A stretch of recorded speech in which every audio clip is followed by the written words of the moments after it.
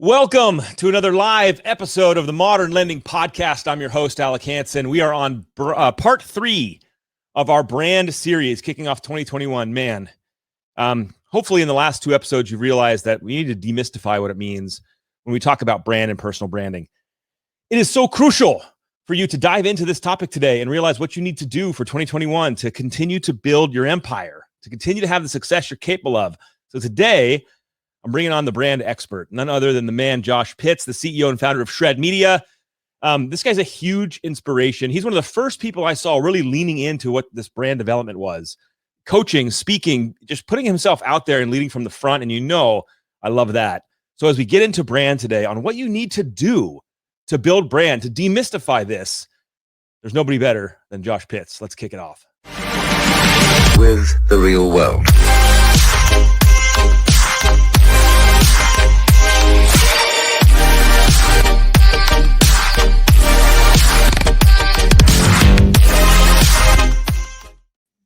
All right, season 2, episode 3. What's up, Josh? Good to see you, my brother. Dude, first and foremost, thank you so much for the intro, man. You're the man. I love it. Thank you so much. Excited to be here. Every time we get the chance to rap together, I feel like pearls fall from the Lord. So I'm stoked to just have this conversation with you because we got to demystify this word brand and branding and personal branding. There's so much buzz. It's the word of 2020 next to COVID. And we got to demystify it because people are confused. And I was talking about this before we went live. The original playbook I was handed was go meet realtors. Here's the dates they're out at Broker Preview. And here's the time. It was 1 to 4 on Wednesdays and Thursdays. Yep. And here's where they're out on the weekends, for open houses. So go meet them there. And here's what you do. And so I felt like I was given a roadmap. I knew what to do to drive success. I knew what to do to go build my business. And now I hear all this stuff about brand. Brand. And I'm confused. Josh. So I want you to break it down, or at least share your perspective. What does this mean? What does this mean, building a brand? By the way, if you're watching with us, hit us up with a location, a comment, be part of the conversation today, guys. But Josh, so what does this mean? Dude, so here's the thing, is brand and branding are 2 very, very separate things. And personal brand, we'll get into that as well, because there's a lot of questions when it comes to, my business brand. And especially depending on your profession, sometimes your company requires you to be the brand. So there is a lot of confusion, Alec. And to be honest, it's almost overwhelming for most people, and especially originators, people within our line of work, to where do I even go? How do I build my brand? Where do I start with it? But let's start the basics. Your brand. Simply, and I've seen this a couple times now, and actually I had oh my gosh, Fabi, I'm so sorry, I just forgot you. Fabi Nagami on the show yesterday. Fabi, I love you. Fabi was on the show yesterday, and we talked a little bit about this. Your brand is what people say about you when you're not in the room. Yes, simple as that. Here it is. Don't overthink it. Don't try to make it something more than it's not. Your brand is you. It's what people are saying about you. It's that relationship. That's the word everybody talks about in this business, Alec, is relationship. Yeah. It's, you mentioned this. Yeah. You mentioned this, going out and I'm going to meet realtors. I'm going to build relationships with them. And that's what I'm going to do. Well, now this is just converting over. Your brand is your relationships that you have with people after the closing, after the transaction is done. What is it? Those conversations that people are talking about, what are they saying about Alec Hansen? What are they saying about Josh Pitts? What are they saying about you? That is your brand.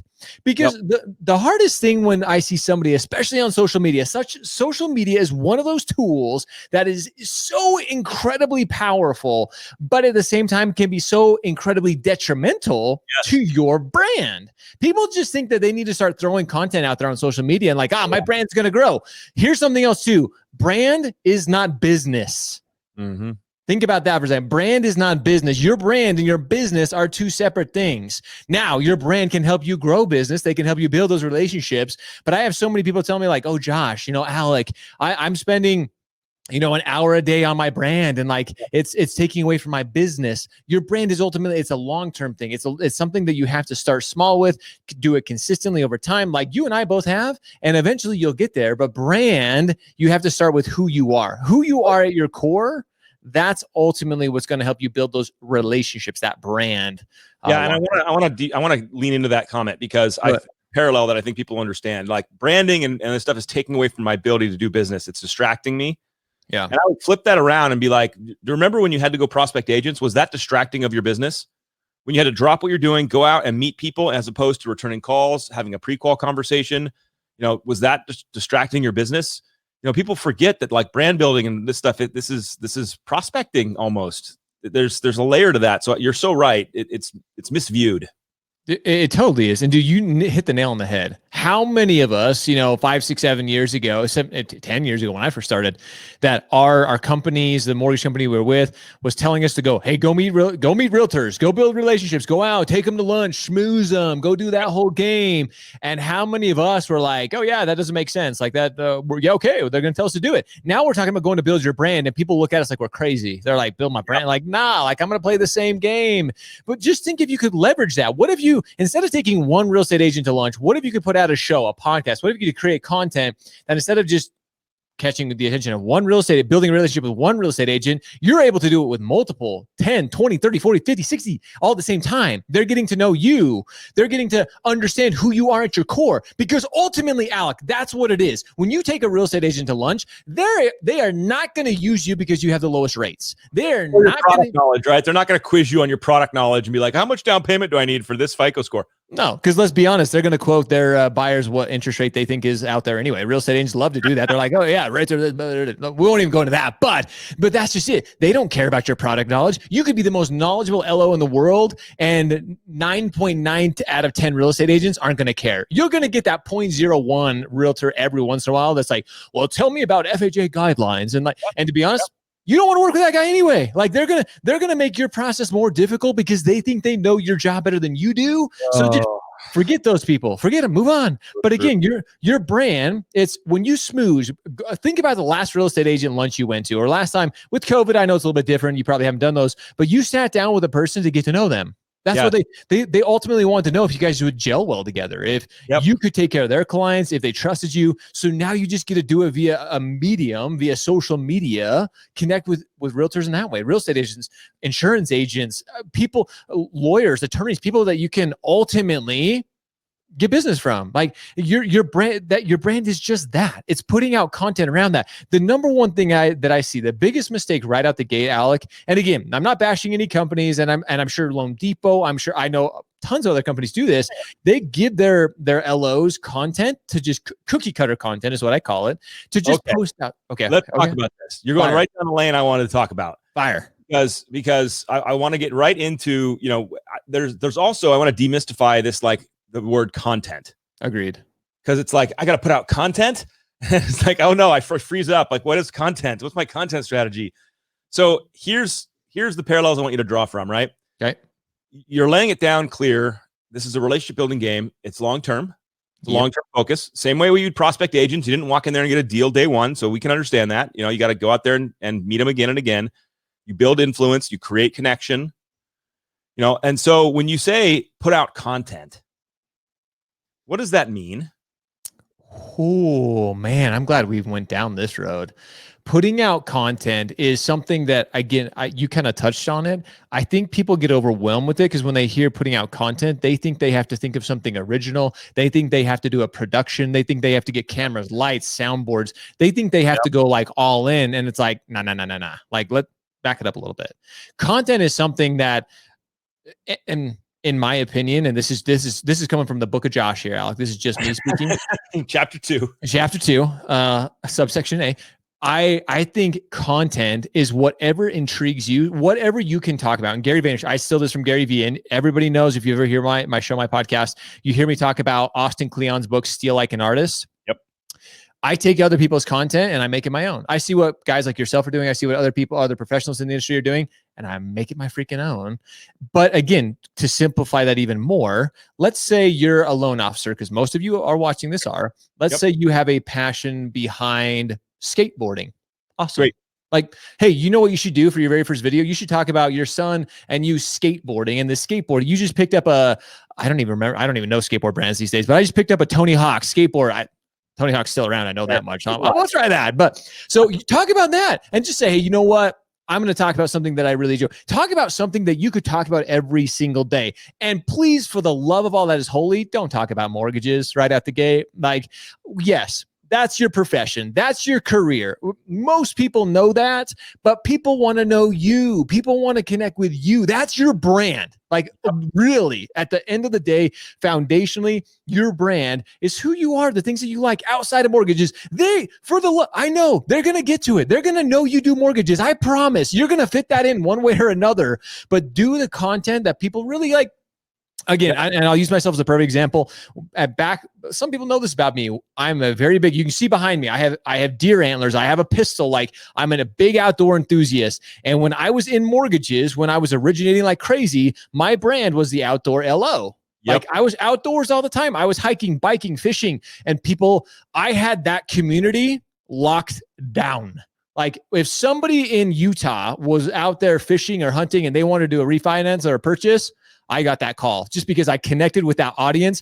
They knew that's who I was, and that was my brand. People knew that Josh Pitts loved to be outdoors. And I guarantee you, the referral partners and customers you ended up working with that aligned to that, 100% natural fit to work with you.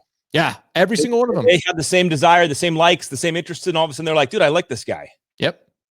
They look at your human side. Yeah, they didn't call me up and say, hey, I saw that you posted about rates the other day. They're like, dude, I saw that fishing video down on Provo. I fished the Provo. Some of my biggest real estate agents I ever worked with were from that. They're like, dude, I saw you out biking the other day. Or like, oh, dude, we passed each other on the trail, and then I saw your video. Like, great. But that's just it. Your brand has to be humanized. I talk about this a lot. You have to humanize your brand. Who you are, that's what you're. Stop thinking about logos. Stop thinking about content, and just talk about things. Put out that content, put out that stuff that you like to talk about. That's all you need to worry about content right now. It will come naturally that you'll eventually throw in something about mortgage. You're a mortgage professional if you're looking to buy a home. But if you come out and your very first content is about, hey, I'm a mortgage professional and you should use me because I have access. I'm a mortgage broker. I'm a mortgage banker. I'm a retail loan officer that has the best rates and I'm the best knowledgeable. They don't care. Like I'm going to be straight up honest. Like they don't care. You know, you're going back to the truth of our business, which is people work with people they like and trust. Of course. You know, we were taught that in day one. Mm-hmm. And I want to also recognize the steal like an artist thing, because Cassie put this great comment out here. By the way, thank you for saying nice words about me. But to Josh's point earlier, like I take a ton of inspiration from Josh. I take a ton of inspiration from a lot of people on the internet that I see doing cool stuff like Treadwell. And I'm like, hey, you know, Brian Covey. I'm like, wow, like I'm learning together. And then I'm using it and repurposing it and making it my own because I think it matters and I want to share it. And by the way, if you feel like you want to give credit to somebody like, hey, I heard this from this person, then share that away. You bet. But at the end of the day, you know, your content strategy, if you will, to echo Josh, should be based on your humanity, what you like, what you're passionate about, what you care about. You can replace the word content with your messaging, with your videos, with your graphics, with your quotes, whatever you put out into the world. You're drawing your audience in. And creating that magnet for them. So yeah, Josh, well said. Way to demystify it. But let's go a step further. Okay. So now somebody hears that and they're like, okay, I'm putting the blocks together. I need to have a strategy where I show up on social. I meet people. I engage authentically. I comment. I'm part of this relationship, part of the community. I'm putting out my own messaging with my kid and skateboarding. So how much? Oh, I'm excited about this. Jenny, yes, truth be the real thing all day. So how much? Because that's an important question. For example, like I always share this story because I cringe every time. When I was told to go meet agents on one of the best agents in Orange County, he has like 60% market share on this little place called Balboa Island. I went out and met him. I was 23 and he was an ex-litigator, turned into a real estate professional, owned his own brokerage. And I would walk in. And I walked into his open house and I'm like, hey, Don, I'm Alec. And he said, nice to meet you. And then Friday he had another house. So I walked in another neighborhood. I walked into that house. Hey, Don, it's out. Nice to meet you. Oh, hey, Alec. Saturday, he had an open house. I walked in again, right? Don, nice to meet you. Sunday, he had another house open. I walked in again. And I was like, hey, Don, nice to meet you. And at that moment, he was like, are you going to come into every single one of my open houses? And it was like, I was terrified. I fear rejection. So I was like, oh my God, this is it. Like he's going to tell me to just never talk to him again. And I kind of like squeaked out yes. And kind of like, is that okay? And he laughed at me and he said, you know what? It took my last mortgage professional 2 years to earn my business. So keep showing up. Boom.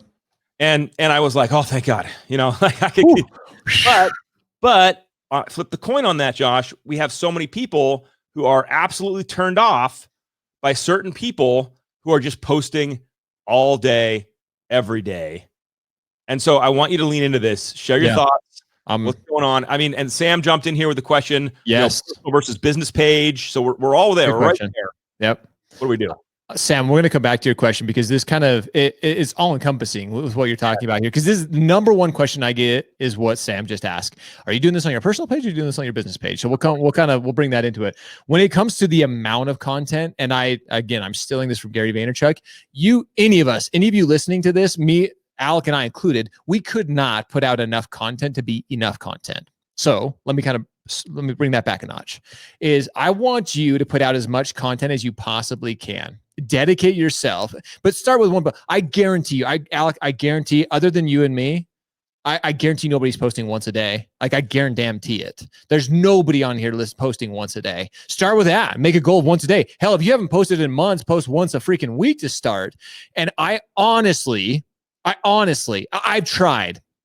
And my audience, and we pull our audience all the time. Yep, we got to a time where we probably got to 7 or 8 pieces of content a day, and they still didn't see, like, they didn't think it was enough. Like they didn't think it was too much. And again, now let's kind of bring that in a little bit, because I don't want you. Yeah, kind of a disclosure here. I don't want you posting just, again, no bash on your company that you're with or your lender or your real estate brokerage or whatever. If they're giving you cookie cutter content and you're just posting that and you're just throwing that in 5 or 6 times a day, don't do that. Like, okay, again, that's too much, because you're going to have your audience, your Facebook, your LinkedIn, your YouTube, Instagram, whatever it is. And people are just going to see that and they're just going to be like, holy shit, Alex, shut up, man. I got it. You're with eXp Realties, bro. Like, I get it. Like, stop hounding me. But if they see you and it's an Instagram story, or you're posting something about you and your what you did, somebody you just helped with a mortgage, you're posting you and you are a part of that content, you can't do enough. Plus, and we're not going to go down this road because this is a whole nother conversation, Alec, but when it comes to actual algorithms, the majority of your audience isn't seeing your post anyway, especially when you first start posting.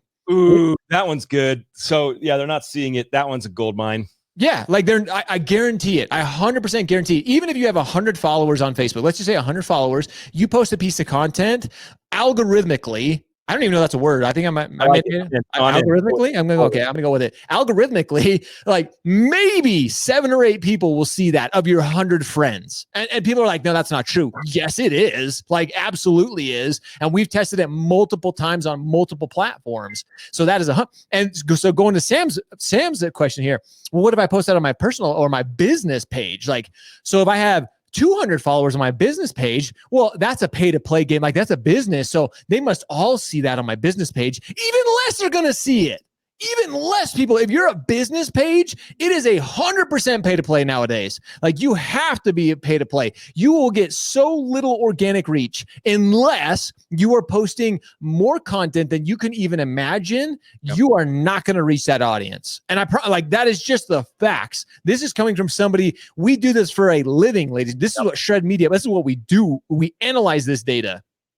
You just can't post enough. So when it comes to amount, ladies and gentlemen, you hear it from me, you can hear from Alec, post as frequently as you possibly can. And this came back to this. You gave a perfect example of going to those open houses. Mm-hmm. If you are consistent with it, the more consistent you are, then you will really start to catch people's attention, like that real estate agent you caught.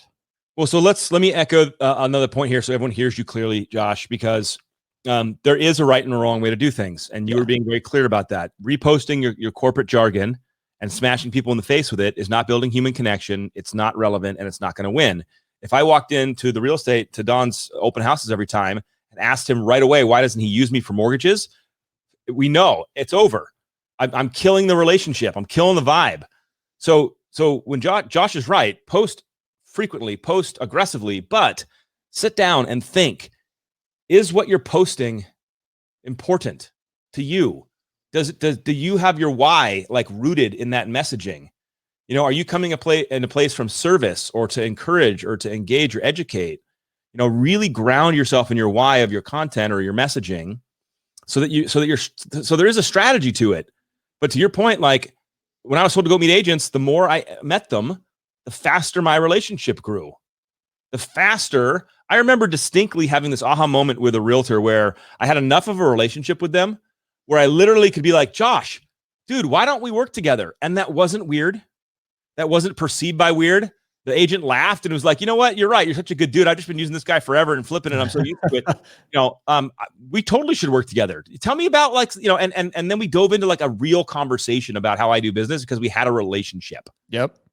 Well, it's the same thing digitally. Stop posting your freaking Yelp reviews and start sharing some stuff that you're passionate about, dude, and do it frequently and often. This is super true. And you can attest to this. Last week, when you were on my show, after we were off the air, what did I ask you? Go on.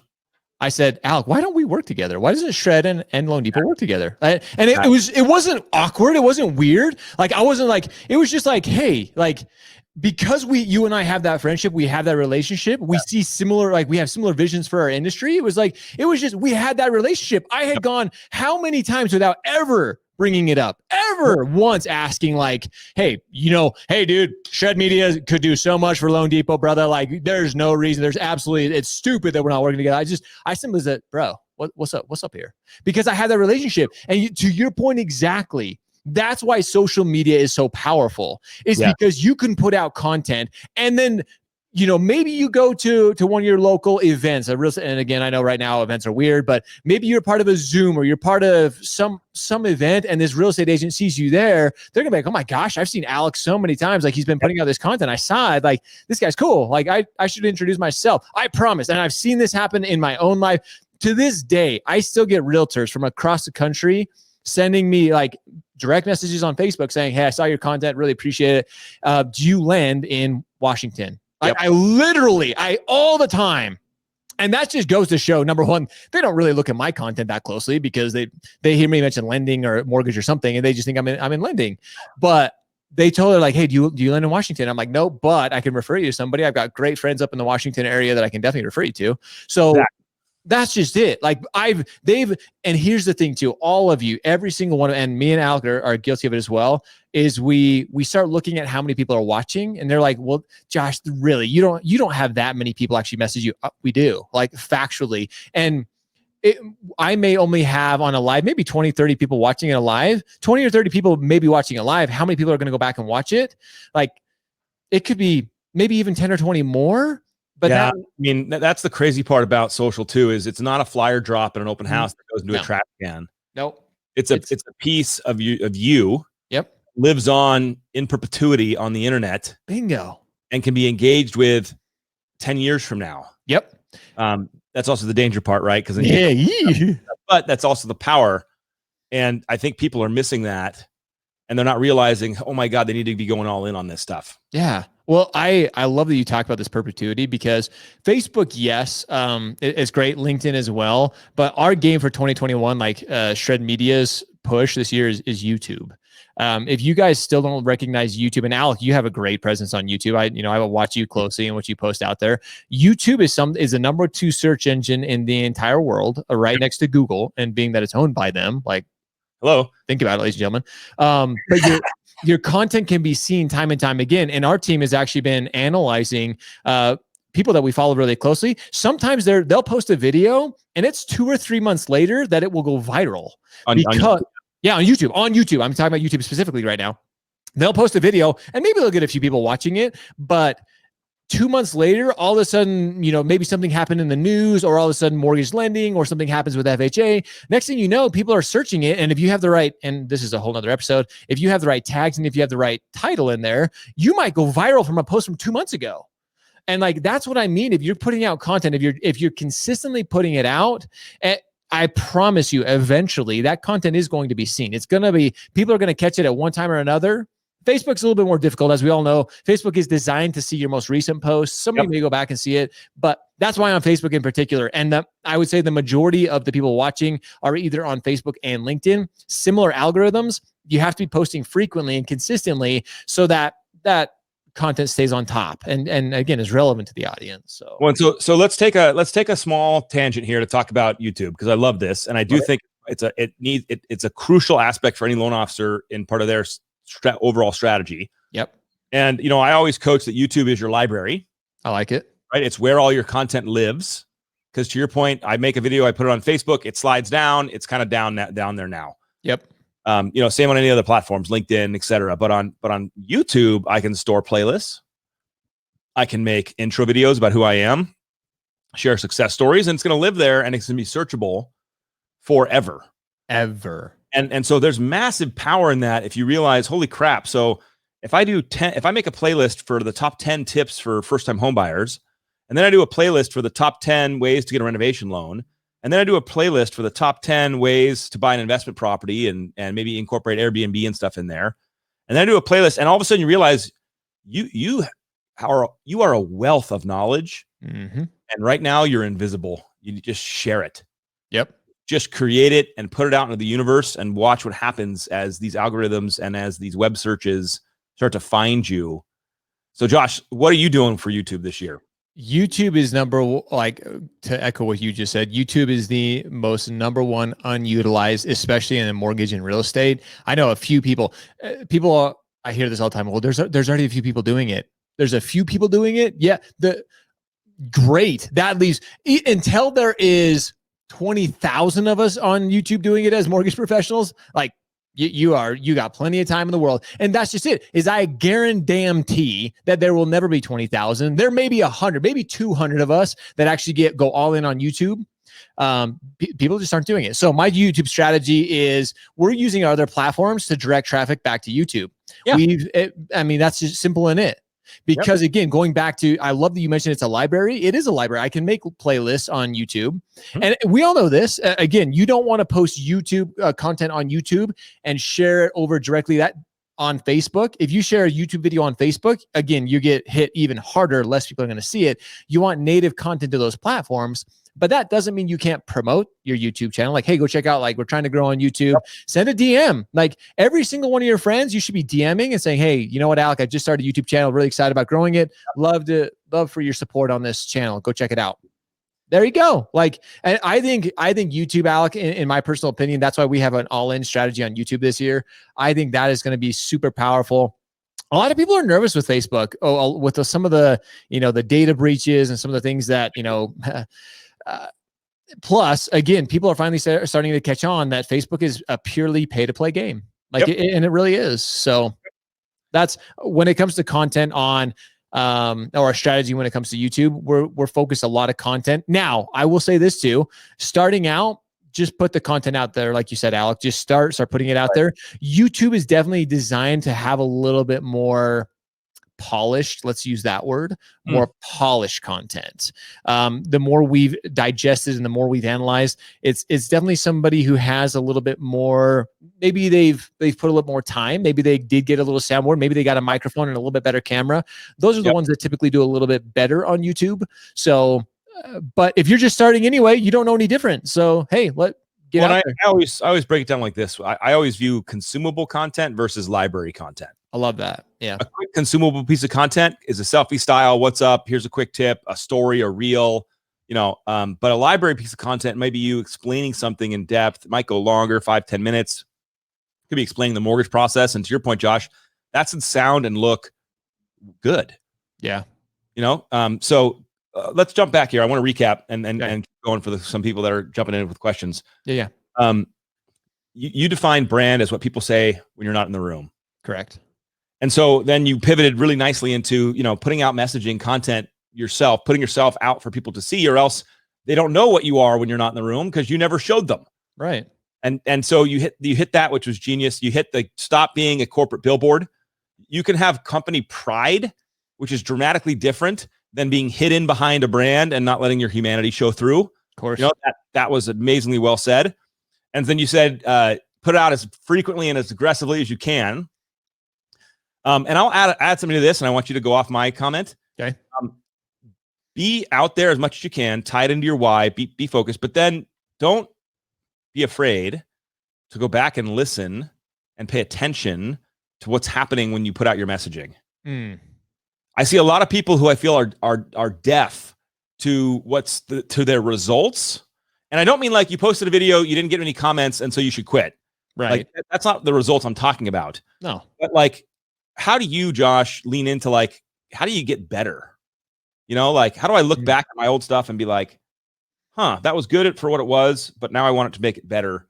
Talk to everybody a little bit about how we learn in this process.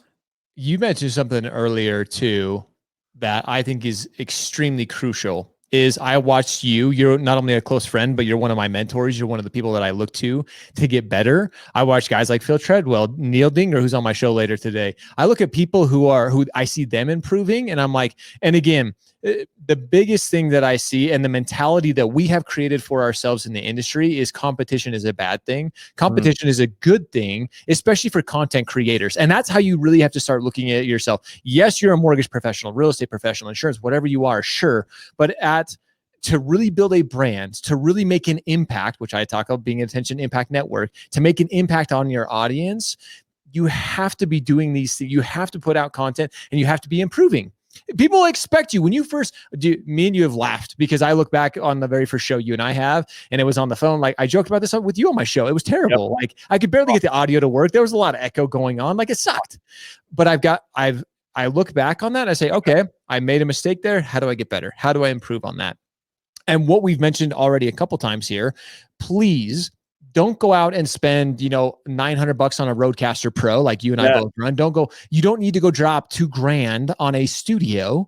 You just need to start and then improve from that. So again, us being a media company, this is what we do full time now. We'll go back and even look at it and we'll say, hey, you know what, man, look at the live stream that Alec put out on StreamYard and look at the cover he's built. Look at that, the graphics he's incorporated here. How can we do that? How can I build upon that? I looked at others, and when I see somebody do something that I'm like, that is really cool, that's eye-catching, that's different, now let's go make it our own. That's how I improve. I look at what others are doing, and then hold on. You said something so core, and people are going to go right by it. Yeah, you said let's make that our own. Yes. So I see a lot of people who are trying to be Neil Dingra. Oh, right. And yeah. I'm jealous because he's amazing. He is. But lean into that more, Josh. Like, you're telling people to go look at what other people are doing, and that's great. And I think they should. And then you're saying, but be yourself and do it your way. So unpack that for somebody who is thinking, hey, I need lights. I need overlays. I need, no, do it your way. How do you lean into that? Yeah. So this is really overlay, dude. That's the word I was looking for. You nailed it. Thank you. When you're trying to, if you try to be Neil Dinger, if you try to be Alec Hansen, if you try to be Josh Pitts, that's not natural for you. And people are going to see your audience, the people who know you are going to see it very, very quickly. Now, if you see the lights, the audio and everything, and you're like, you know what? I can get there. But I got to start somewhere with it. Start and then get better, improve on it. So kind of unpacking what we're talking about here is, yes, get ideas from other people, but you still have to be you. If I say something and you want to say it, go say it in your way. Don't copy me word for word. Yeah. Go and make it your own. Like making something your own, you have to make something your own because again, going back to this entire conversation, your brand is different than my brand. Who you are is different than who I am. Yep. Which is okay. Like I think that you need to understand that it's okay to be you and it's okay for me to be me. Most people, they think I'm a little bit over enthusiastic and over the top. If you try to be it, and I've had some people send me videos like, hey, did you see this guy? He starts out his intro like you. I'm like, great. Like, I think it's cool, but you could tell it was totally like he forced it so hard. And I won't mention this person, but literally, he probably had to watch my intro 200 times because he almost nailed it. Like it was almost me. I was like, that's pretty good. But you could tell it was so forced. Don't try to be me. Don't try to be Alec. Just be you. Yes. And I love that because I think there's a unique audience for every person. I always joke about the engineer minded person.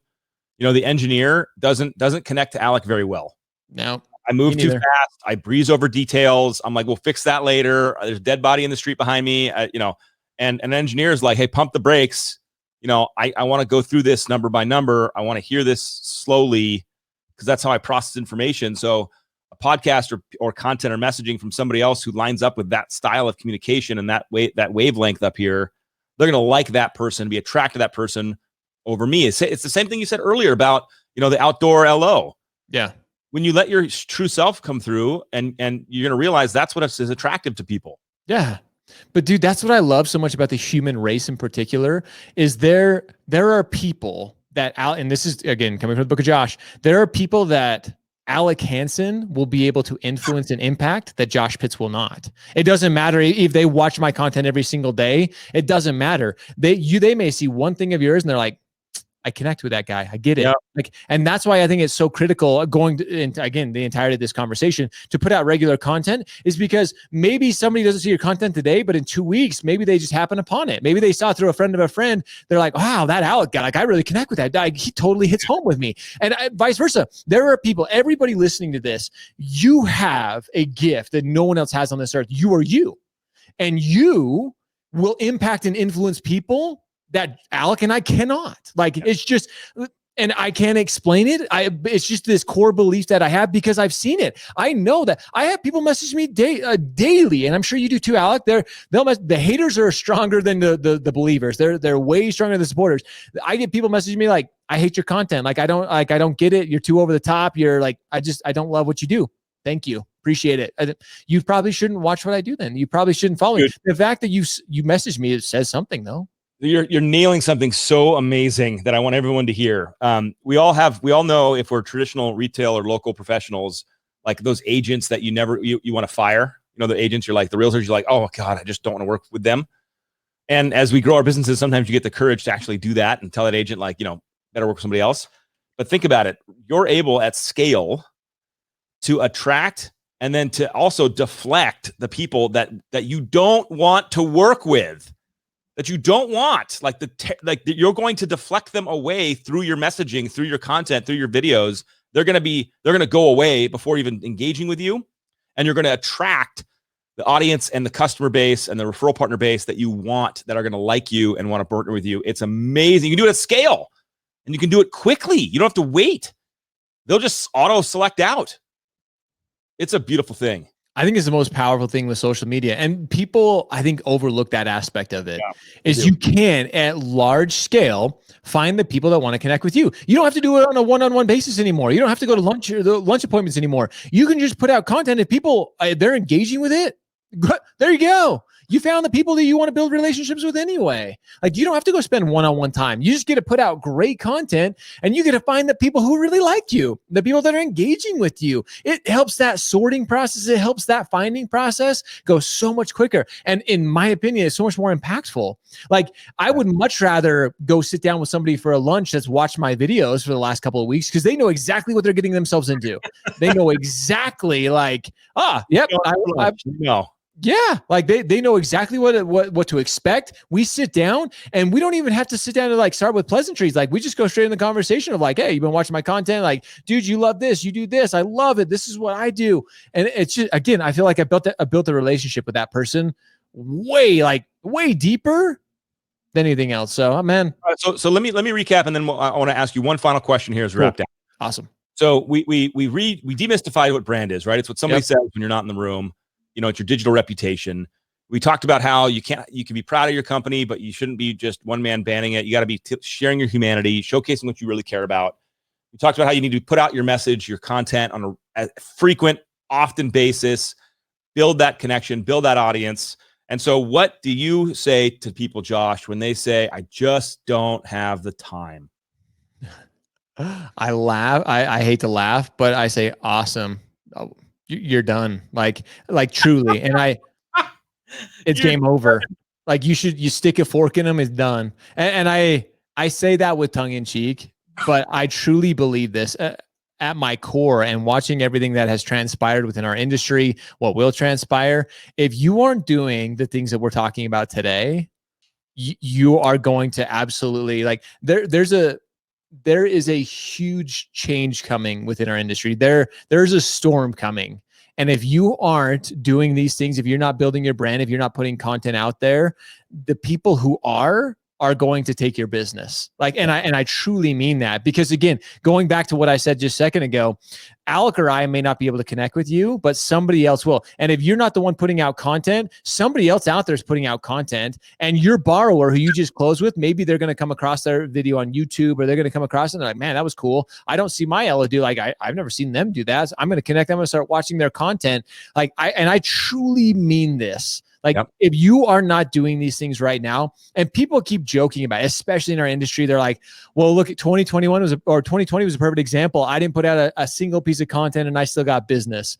And I'm like, 2020 was more than anything like an absolute like blinder for most people.